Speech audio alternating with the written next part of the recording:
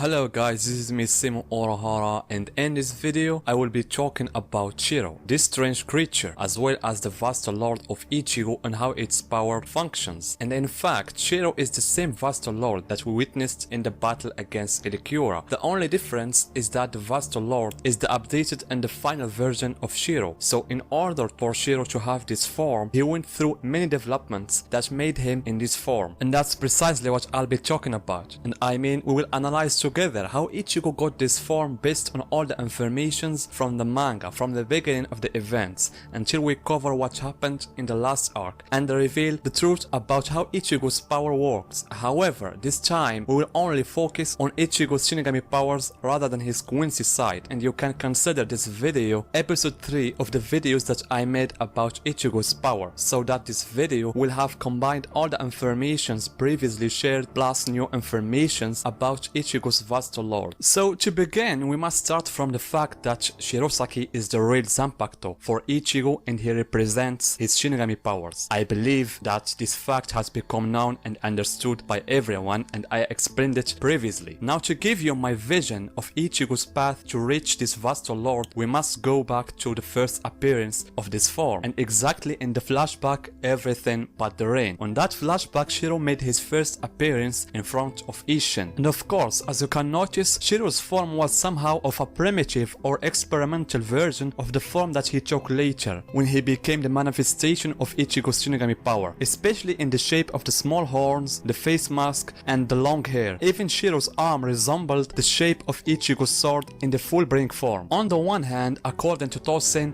Shiro is the first experiment in creating a holo based on a Shinigami spirit, and Aizen also confirmed that Shiro is an experiment based on a dead Shinigami spirit. Even Isshin in his fight against Shiro at first thought that he is some kind of holo, but when he fought him, he felt the same as fighting a Shinigami. Why am I saying this? Because in the weeks of Kobo taking that long hiatus after chapter 546, some official summaries from Shonen Jump were issued regarding what happened in the last arc chapters before the hiatus. And in one of those summaries, they talked about that flashback and they mentioned something very important, and look what they said. So through this question, it seems that the Shinigami on which Aizen built his experiment is a mystery holding some kind of secret. Could it be a Shinigami we know, or is it a Shinigami related to one of the characters? Truth be told, this baffles me, and I'm talking about the identity of this Shinigami, because I have a feeling that it might be Shiba Kain. I found some indications that may lead you to think about him, and others that make this assumption impossible. So let's start with the indication that go with the possibility that's him. First, Aizen mentioned that the Shinigami on which they built their experiment is dead, and Kain was killed by Rukia. Secondly, the holo who fought against Kain and merged with him was one of Aizen's experiments about the holo, and that particular holo was a part of an experiment about holos merging with Shinigami. I mean, is it possible that in some way Aizen benefited from Kain's corpse before it was ended and returned in the form of a holo to the Wikomondo, after which he was eaten by the Knight Espada Aranyu? And you know the rest of the story. He appeared in front of Rukia in the form of Kain, especially when I think about the shape of Shiro when he first incarnated in a similar shape to Ichigo. Didn't you ask this question before? Why did Shiro, who was originally Ichigo's Zanpakuto, had a similar shape to Ichigo? Meaning, if we insist on the theory that the dead Shinigami was Kain, is it possible that Shiro didn't take Ichigo's form but in fact took Kain's form with slight modifications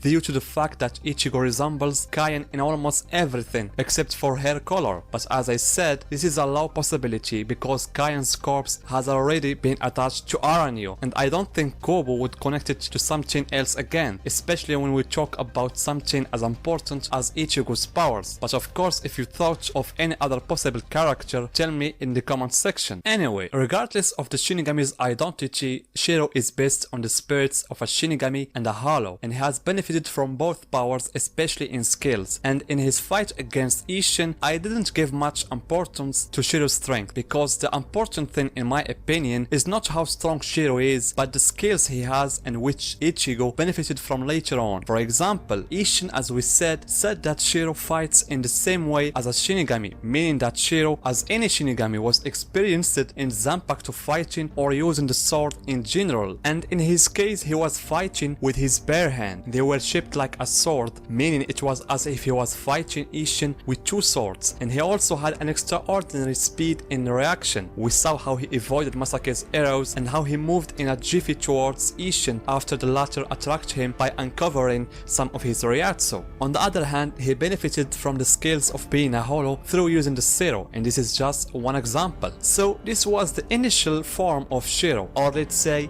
in another term, the primary form of Zangetsu in the form of Asauchi. And as Nimaya said, Aizen unintentionally made Shiro the same way Nimaya made the Asauchi. And more accurately, is a sword that doesn't carry the Shinigami powers of its owner, but Ichigo's Asauchi, which is Shiro before merging with Ichigo's Shinigami powers, was special, unlike any other, an Asauchi that already has multiple skills, good fighting skills as a Shinigami and holo, so that Ichigo's Shinigami powers will later add a fabulous boost to all Shiro's skills that he had before he was inside Ichigo. This process took place in stages and was as follows. The first stage was during the first training of Ichigo, when he first called his Shinigami powers and woke them up. And of course, as a side note, from the very first moments when Ichigo came into contact with his Shinigami powers, the Osan was sometimes acting like brakes controlling Ichigo's powers. At other times, let it flow dramatically depending on the situation. But what I like it the most is that since the beginning of the story, Kobo has given us the form that Ichigo will train in during the course of the story. And I mean here, Ichigo's form when he first awakens his own Shinigami powers, with the Shinigami form and the mask. Some people question how Ichigo was able to stand up to Bakudo 99 formed from the two parts, part 1 and 2. And even the owner of this Kido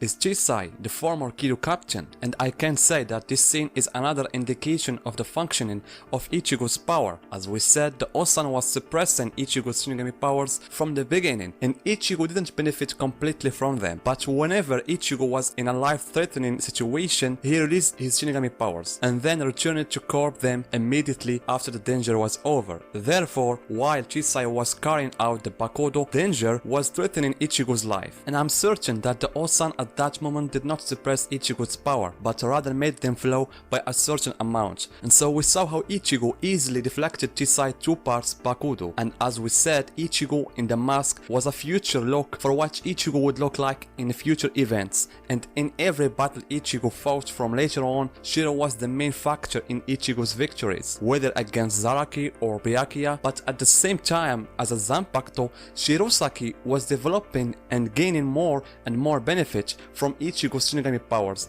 and in every battle was developing its shape. And if you don't know the truth about Ichigo's strength and you only watched the anime or read the manga for the first time, you might think that the secret of Ichigo's holo strength is in controlling his mask, and that in front of Byakuya, for example, the shape of the mask appeared, and then Ichigo worked hard to under special training in order to control his mask, and he did that, and we all watched the training he went through with the visor. And then it seemed that Ichigo had reached the ideal shape, which is to put the mask at any time he wants. But in fact, putting on the mask and controlling it was only a step before the final stage of the real and complete transformation of Ichigo's Shinigami powers, represented by Shiro. And the last form was the appearance of the horn over Ichigo's head, as well as those lines on his chest. And this brings us to the battle of Ichigo versus Ulquiorra. And this battle connects all the lines of the story about Ichigo's Shinigami powers, whether it was the lines related to Shiro's form before entering Ichigo's body, and how the Osan was suppressing the strength of Ichigo that merged with Shiro, and the future lines that are represented in the Horn of the Salvation, after Ichigo was able to understand his powers and know their truth. For example,